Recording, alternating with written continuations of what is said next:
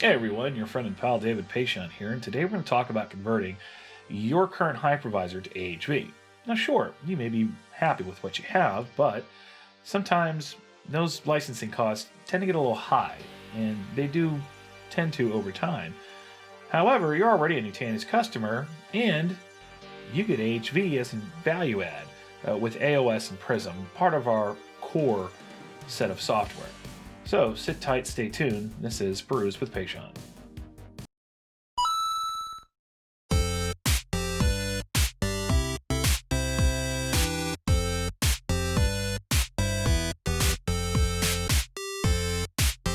All right, so first things first, we're logged into Prism Element into the cluster that we want to convert.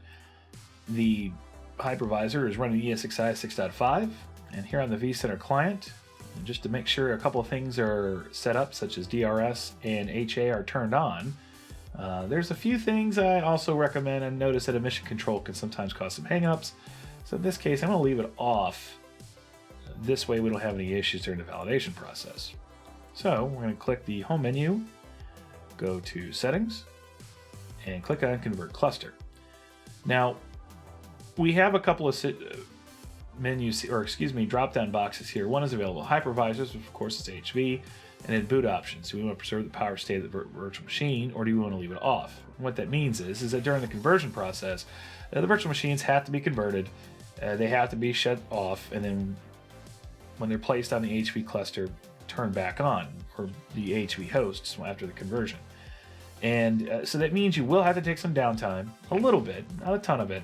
And because it's an automated process, it's more of a rolling upgrade, meaning that this has to be done during a maintenance window. So the services and applications you have on those virtual machines, they may only be down, but perhaps maybe a few moments, not necessarily hours on hours as one would expect.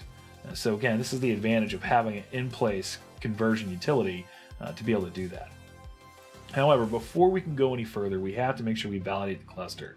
And so there's a number of things, making sure that the VLANs that your CVMs are on are correct, making sure that NTP servers are resolvable, a few other things that are out there, but usually if it keeps you from going any further, you'll see that in red as saying that, hey, I can't go any further, and you have to go ahead and fix that.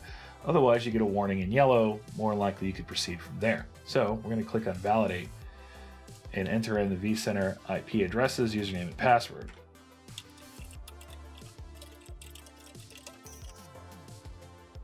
Now, during this process, it takes usually about 5, maybe 15 minutes, somewhere in there. And of course, this all depends on how large of a cluster you have to go through each cluster and each node to make sure everything's correct. So we're going to let this run for a little while and come back when it's finished. All right, so we have some yellow warnings over here. Really, they're just license related, and that's perfectly fine because this is just a demo site, so we don't have to really worry about that too much. A few other things that can also cause this, say if you have some V-switches that don't have homogeneous uplinks, meaning that you have 10 gigabit, 1 gigabit links, that also can fail it.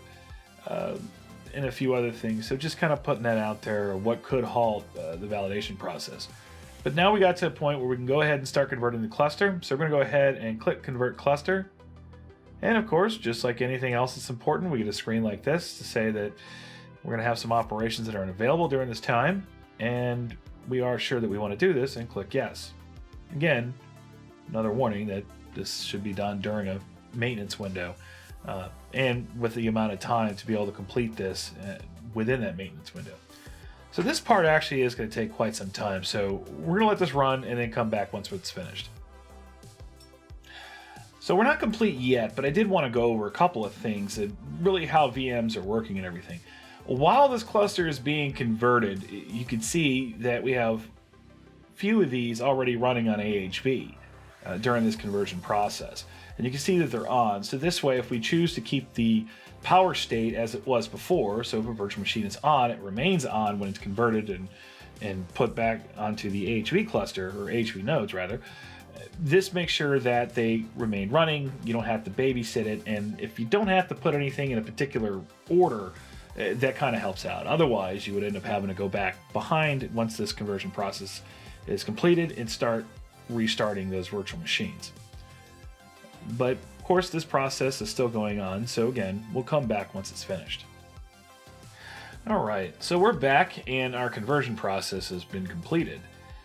You can see here under hypervisor summary that we're running AHV.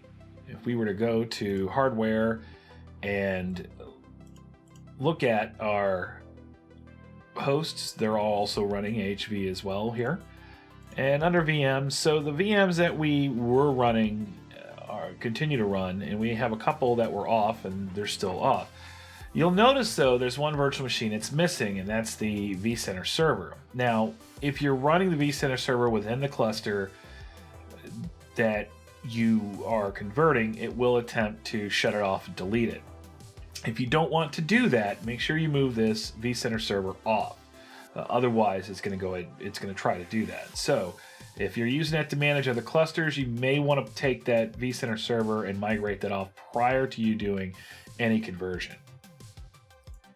If we go back to settings, one thing you'll notice, if you go back to convert cluster, you have the ability to go back to ESXi if you so wish, because you never know. Maybe if things aren't working the way you thought they would be, or perhaps maybe your application vendor says, yeah, you shouldn't have done that, then maybe you may want to go back. So at least you do have the ability to roll back. So to recap, it's a very easy and standard process to be able to go through this conversion process. The thing is, though, you do have a few prerequisites. I'm going to bring that into the screen here. And those requirements is, making sure that you have NGT or Nutanix guest tools on those virtual machines prior to doing the conversion, if you haven't done so already. That HA and DRS are enabled, that you only have one external virtual switch, could be a standard switch, and all the uplinks must be homogeneous, as I mentioned earlier. LACP-based virtual switching is not supported, and VMs with Delta disks cannot be converted over. So if you haven't consolidated your snapshots, make sure you do so prior to the conversion. So hopefully this was informative and you enjoyed it. Again, this is David Pechon, and thank you and good night.